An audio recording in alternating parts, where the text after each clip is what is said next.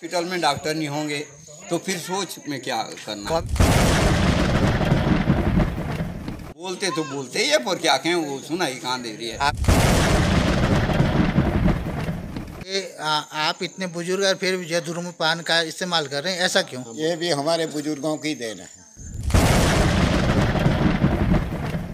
अपने आप धूम्रपान कर रहे हैं तो बच्चों को कैसे संदेश देंगे आप? मैं वही संदेश दूंगा। बूढ़े जो है गांव में छोड़े हुए हैं, उनको उनके मैसेज से क्या होगा। नमस्कार साथियों, मैं दीवान नौटियाल और आप देख रहे हैं DCP news Uttarakhand. DCP news Uttarakhand में आज हम बात करेंगे सरकार के सूचना विभाग के द्वारा इन दिनों विभिन्न गांव में लोक संस्कृति से जुड़े हुए विभिन्न दलों को एक जिम्मेदारी दी गई है और वो जिम्मेदारी है दूर दराज के उन ग्रामीण क्षेत्र के लोगों को सरकार की योजनाओं से जागरूक करना और साथ में पलायन की पीड़ा को उकेरना। लेकिन बड़ा प्रश्न ये उठता है कि क्या इन तमाम एक्टिविटी मात्र से हम बढ़ते पलायन को रोक पाएंगे या हम उस खंडर हो रहे उन गांव को आबाद कर पाएंगे, या फिर सरकार को यह भी देखने की आवश्यकता है कि उन लोक कलाकारों को जो वहां पर देखने को मिल रहा है, जो स्थानीय लोग अभी भी वहां पर कुछ लोग मौजूद है जो अपनी पीड़ा बाहर ला रहे हैं, उस पीड़ा पर भी हमारी सरकार को काम करने की आवश्यकता है। जी हां साथियों, जब ये लोक संस्कृति से जुड़े हुए विभिन्न दलनायक विभिन्न गांव पहुंचते हैं तो अलग अलग गांव में ये अलग अलग प्रस्तुतियां देते हैं, नाटक के माध्यम से, अपने संबोधन के माध्यम से, लोक संस्कृति से जुड़े गीतों के माध्यम से।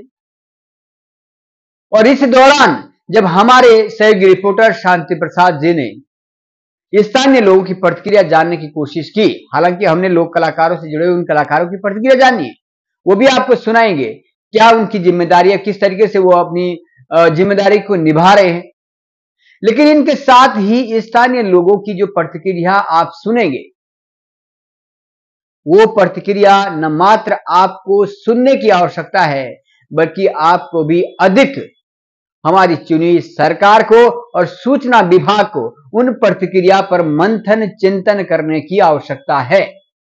क्योंकि जो लोग वहां पीढ़ी दर पीढ़ी रह रहे हैं वो शायद वहां की समस्या से वाकिफ है, वो शायद सरकार से अधिक उस पलायन की पीड़ा को समझते हैं। जो दर्द उनका आज झलक रहा है, उस दर्द पर मरहम लगाने की यदि सरकार कोशिश करती है तो शायद किसी हद तक हम पलायन को रोक पाएंगे।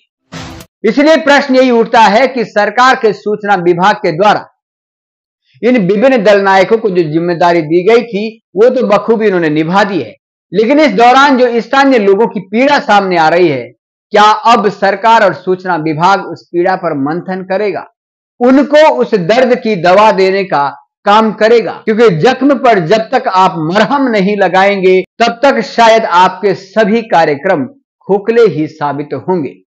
साथ ही उन विभिन्न सरकारी योजनाओं को, जिन सरकारी योजनाओं की जानकारी आप ग्रामीणों को देना चाहते हैं और ये कलाकार दे रहे हैं, उस पर मॉनिटरिंग करने की भी सरकार को आवश्यकता है कि क्या वो योजनाएं धरातल पर उतर पा रही है या नहीं उतर रही है। चलिए इसी पर आज की खास रिपोर्ट में हम जानते हैं अपने विभिन्न दल नायकों की प्रतिक्रिया के साथ ही स्थानीय लोगों की प्रतिक्रिया। क्या कुछ कह रहे स्थानीय लोग इस पलायन की पीड़ा को लेकर और क्या है इसका असल कारण? खास खबर में बने रहिएगा। मैं तो यही कहना चाहूँगा कि हम लोग सूचना विभाग देहरादून से आए हैं। जौनसार बावर अनुसूचित जनजाति सामाजिक संस्था हमारी है और हम तमाम गाँव में गए, जैसे ये जख लोग हो गया और जौनसार के काफ़ी गांव हैं हमारे जिसमें हम लोगों को जाना है। आप सूचना विभाग के माध्यम से लोगों को क्या क्या जानकारी उपलब्ध करा रहे हैं?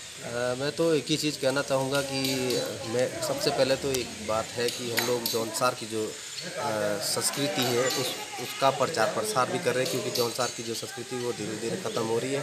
और दूसरा जो सरकार की जो योजनाएं हैं उसका प्रचार प्रसार कर रहे हैं। Thank you sir.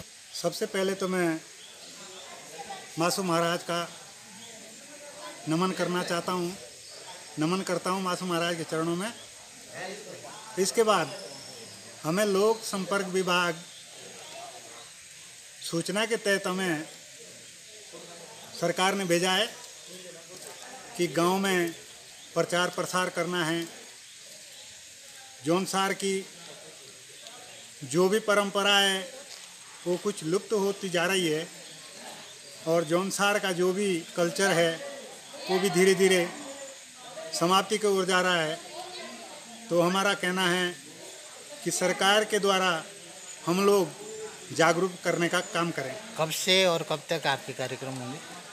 हमने 16 तारीख से कार्यक्रम शुरू करे हैं और आज 28 तारीख हो चुकी है और मासू महाराज के चरणों में लखवाड़ में आए हैं। हम चाह रहे हैं कि इसका प्रचार प्रसार जितने दिनों का दिया है उतने दिन तक करेंगे और सरकार का भी हम धन्यवाद करना चाहते हैं जिन्होंने हमारे जागरूकता का ध्यान दिया है। Thank you sir. ऐसी परिस्थितियाँ हमने गांव में देखी है जिसके कारण जो है सभी का मन दुखी होता है। लगभग जितने भी गांव हैं वो पलायन की ओर है। क्या कहना है सर? क्या करें जी, अब ये शिक्षा दीक्षा के माहौल थोड़े भिन्न होते जा रहे हैं और गांव में वाकई हो गया है सच में कि अब दूसरों को क्या कह दें, हम तो खुद भी नीचे ही रह रहे हैं। लेकिन हाँ, इतना ज़रूर है कि गांव में अगर हम कभी आते हैं तो त्यौहार वार में ही एकत्र होते हैं सब लोग, वरना कहीं कहीं हर घर में एक एक दो बंदे मुश्किल से मिलेंगे सदस्य, नहीं तो सब नीचे पलायन ही कर गए। और सर क्या जौनसारी संस्कृति को बचाने के लिए क्या फेसबुक और व्हाट्सएप ही रह गया है? बिल्कुल सही है, आपकी बात सही है। और आप क्या बल्कि ये विभाग की तरफ से भी बहुत अच्छी मुहिम है, हर जगह सूचना विभाग की तरफ से जैसे ये कार्यक्रम हो रहे हैं। और अगर हम थोड़ा सा सोचें तो गांव की ओर अगर हम बढ़ें तो हमारे गांव में से इतना ये पलायन थोड़ा सा रुक जाएगा और संस्कृति हमारी शहरों में नहीं बच सकती, क्योंकि जो खेत खलियान जो पौराणिक चीज़ें हमारी गांव में हैं, जैसे पंचायती आंगन है, देवता का स्थान है, ये सब कुछ वहाँ पे किराए की तो मिल सकती, बशर्ते ओरिजिनल नहीं मिलेगी। और सर हम लोग जो है जखड़ों गांव में और यहाँ से IAS PCS लेवल के जो है कर्मचारी है, फिर भी जो है मतलब ऐसा लगता है कि यहाँ पे एक दो गिने चुने आदमी जो है यहाँ पे गांव में है। क्या इसके पीछे क्या क्या तर्क है? बस क्या कह सकते हैं, सीधा सीधा यही है कि लोगों के रोजगार भी सब नीचे ही है और पलायन का कारण ही मुख्य ये है। स्कूल में नीचे, गांव में अच्छे स्कूल नहीं है। सर क्या आप क्या संदेश देना चाहते हैं कि अगर गांव में जो पलायन हम लोग कैसे रोकें? स्कूल नहीं है, हॉस्पिटल नहीं है, डॉक्टर रहता हॉस्पिटल पे तो पलायन तो होगा ही। ये थोड़ी है ये क्या कहें जो है पलायन इस वजह से हो रहा है कि सब मिल रहा है। आपके गांव में हॉस्पिटल स्कूल सारी चीज़ें उपलब्ध है? सारी चीज़ें उपलब्ध है, पर वहाँ जो माहौल रहा ना, हॉस्पिटल में डॉक्टर नहीं है, करोड़ों के हॉस्पिटल खुले हुए हैं। तो इस बारे में क्या गांव वालों ने कभी आवाज़ उठाई है? गांव वाले आवाज़ या गांव वाले तो पलायन नहीं कर रहे हैं, गाँव में आदमी नहीं रहेंगे फिर। तो पलायन रुकने का कारण अभी जैसे सरकारी स्कूल है, सरकारी स्कूल का रिजल्ट नील रहता है और प्राइवेट स्कूल का रिजल्ट हाई जाता है, तो फिर क्या कहें, वो तो उसमें जाएंगे लड़के नीचे जाएंगे बच्चे। सरकारी स्कूल में पोस्ट ग्रेजुएट जो है शिक्षक है और प्राइवेट स्कूल में जो है जो इंटर पास है, फिर भी ऐसे फिर भी नीचे पलायन हो रहा है ना। तो फिर हमारी सोच अच्छी है या उनकी सोच अच्छी है? सोच तो उनकी नहीं है अच्छी, हमारी सोच अच्छी नहीं है। पर जब हमारे यहाँ उतना वो नहीं मार्जिन नहीं दे रहे, पढ़ाई नहीं हो रही या हॉस्पिटल में डॉक्टर नहीं होंगे, तो फिर सोच में क्या करना। कभी आप जो अपने यहाँ जो आपका विद्यालय या हॉस्पिटल आप कभी गए, कभी बोला कि हमारे यहाँ जो है ये सुविधा होनी चाहिए? सुविधा तो बोलते ही है, पर क्या कहें, वो सुनाई कहाँ दे रही है। आपका शुभ नाम? कृपा से। Thank you sir. सबसे पहले तो मैं आपसे ये पूछना चाह रहा हूँ कि आप इतने बुजुर्ग और फिर भी जो धूम्रपान का इस्तेमाल कर रहे हैं, ऐसा क्यों? बोलिए। ऐसा क्यों? ऐसा क्यों? ये बचपन की जो आदतें हैं, ये भी हमारे बुजुर्गों की देन है। पहले हुक्का चलता था, आज उसको बदल करके चेंज हो गया, आज धूम्रपान चलता है। तो अगर आप धूम्रपान कर रहे हैं तो मतलब ये बच्चों को क्या संदेश दे रहे हैं इसका? बच्चों को ये संदेश दे रहे हैं कि धूम्रपान ना करें। अपने आप धूम्रपान कर रहे हैं तो बच्चों को कैसे संदेश देंगे आप? मैं वही संदेश दूंगा जो संदेश के आज के युवक, क्योंकि आज शिक्षा का प्रचलन है। पहले शिक्षा नहीं थी, शिक्षा का अभाव था। आज शिक्षा इतनी हो गई, जागरूकता आ गई, लेकिन दुख इस बात का है कि यहाँ आप लोग भी आए हैं, 2 मिनट का कार्यक्रम करके चले जाए। इसका मैसेज अगर हमारे जो पलायन हो चुके हैं, चाहे वो डीएम है, एसडीएम है, अधिकारी हैं, उन तक जाता तो ज़्यादा अच्छा था।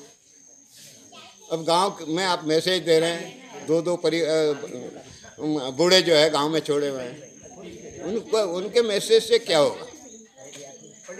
उनके मैसेज से आपका कहना है कि जो हमारे कर्मचारी बाहर पलायन कर चुके हैं, हाँ, जो बाहर रह रहे हैं, ताकि तो आप उनके लिए क्या कहना चाह रहे हैं? उनके लिए ये कहना चाह रहे हैं कि हमारे गांव में या पट्टी में, जौनसार बावर की बात कर रहा हूँ, बाहर की भी छोड़िए, अगर वो लोग घर में सहयोग देते तो आज गांव की ये स्थिति ना होती। क्या जो वो कर्मचारी घर में सहयोग नहीं कर नहीं दे रहे हैं? कहाँ दे रहे हैं? क्यों? क्योंकि उनके बच्चे बड़े बड़े स्कूलों में पढ़ते हैं, हम उन स्कूलों में पढ़ा नहीं पाते हैं। और अगर वो लोग अपने बच्चों को यहाँ पढ़ाते, जैसे पहले भी था, आज ही नहीं है, पहले भी था, पहले भी यहाँ के लोग शिक्षित थे, बुजुर्ग लोग शिक्षित थे, लेकिन उनका परिवार घर रहता, नौकरी करते हैं, उनका परिवार तो घर रहता था। आज उनका परिवार भी घर नहीं है। अब बुड्ढों की क्या स्थिति है वो आप भी जानते हैं, पूरा मीडिया जानता है, पूरा हिंदुस्तान जानता है इस बात को। पेंशन के भरोसे बुड्ढे घर में, बाकी कुछ नहीं। चाहे किसी का डीएम रहा होगा, डॉक्टर रहा होगा, वो घर को कोई सपोर्ट नहीं करता।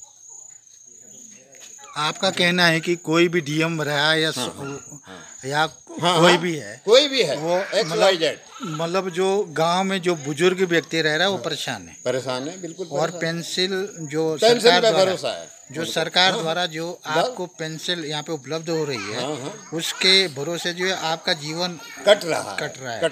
आपका शुभ नाम? मेरा नाम पंडित शोभाराम है। ग्राम जखनौर, सरखलीन गांव में हम आए हैं आज सूचना लोक संपर्क विभाग से। यहाँ पर आके हमें लगा कि शायद गांव से पूरा पलायन हो चुका है। आपको क्या लगता है कि पलायन रोकने के लिए हमें क्या करना चाहिए? देखो जी, पलायन रोकने के लिए हमें जो है अपने गांव में जो महिला है हमारे गांव की और बुजुर्ग लोग हैं, उन्हें जो है क्या बोलते हैं, घर में कोई रोज़गार मिलना चाहिए, इसीलिए जो है पलायन हो रहा है हमारे गांव से। ऐसी कौन सी सुविधा गांव में रह गई है जिसके कारण जो है गांव से जो है टोटल के टोटल जो है पलायन हमें नज़र आ रहा है कि टोटल पलायन हो गया है, और जबकि सरकार के द्वारा जो है लगभग सारी सुविधा जो है गांव में उपलब्ध करा दी गई है। कौन सी कमियां हैं सर? कमी तो सरकार ने कुछ नहीं छोड़ी, लेकिन अब जब क्या कहें हमारे समझ में नहीं आता तो फिर पलायन ही होगा और क्या होगा। ये सूचना विभाग से जो यहाँ पे टीम आई है, आपको इनका प्रदर्शन कैसे लगा? बहुत बढ़िया लगा जी। आपका शुभ नाम? सुनील सिंह तोमर, ग्राम Khadi. Thank you sir. Kumar ji, आप जौनसार बाबर के लोक कला में आपका एक स्थान, अलग स्थान है, और आप जो है इस समय सूचना हम लोक संपर्क विभाग के कार्यक्रम कर रहे हैं और आप अभी गांव का दौरा करके आए हैं, क्या कहना है सर? सबसे पहले तो मैं डीसीपी न्यूज़ का धन्यवाद करना चाहूँगा, और सर मैं यही कहना चाहूँगा कि सूचना एवं लोक संपर्क विभाग की ओर से हमें मतलब 10-10 कार्यक्रम मिले, तो जो कि 16 तारीख से हम लोग कर रहे हैं, 16 अगस्त से, और ये हमें 30 तारीख से पहले इसको ख़त्म करना है। तो अभी हम आए हैं इधर ये दातनू बड़नू इधर से कार्यक्रम करके, और यहाँ से लेके हमें खत बिशाइल के रूपो मुनवा और दोऊ और क्या बोलते हैं कफानी डिमो, ये मतलब कई सारे गांव दिए गए हैं, तो इसे हमने 30 तारीख के अंदर ख़त्म करना है। सर जैसे आप गांव में जा रहे हैं, गांव के द्वारा क्या रिस्पांस मिल रहा है? क्या गांव में पलायन है या गांव में जो है भरपूर संख्या से जो है दर्शक मिल रहे हैं, क्या कहना है? सर आपका ये बहुत अच्छा क्वेश्चन है। इस पे दरअसल मैं भी एक बात कहना चाहूँगा कि पलायन जो है वो बहुत ज़्यादा हो रहा है, और कई गांव में तो हम जाते हैं तो वहाँ पे मुश्किल से 4-5 लोग या 10 लोग मिल पाते हैं, जिसके कारण कि मतलब हमें भी बहुत सी दिक्कतें आती है फ़ोटो वीडियो वगैरह बनाने में, क्योंकि आगे दिखाना है तो वो सर भी बोलते हैं कि भाई आपने कार्यक्रम कहाँ किया, तो ये भी हमारी भी एक मजबूरी हो जाती है कि जब गांव में जब 5-7 लोग ही होंगे तो हमें उन्हीं के सामने वो कार्यक्रम करना पड़ता है, तो ये थोड़ी सी समस्या है कि पलायन बहुत ज़्यादा हो रहा है। सचिन वर्मा जी, आपके दल का नाम क्या और कहाँ से रहते हैं? सर मेरे दल का नाम है लोक आवाज़ पहाड़ों की, और मैं हरिपुर में रहता हूँ और गांव में। सर सूचना विभाग के कार्यक्रम चल रहे हैं गांव-गांव में, आपका नाम और दल का नाम और कहाँ आपने आज तक कार्यक्रम करे हैं और कार्यक्रम का उद्देश्य क्या है? देखिए, मेरा नाम लायकराम है और मेरे दल का नाम जौनसार बावर सांस्कृतिक होलियात रंगमंच है। हम लोग सूचना एवं लोक संपर्क विभाग देहरादून से जन जागरूकता के कार्यक्रम 16 तारीख से करते हुए आ रहे हैं,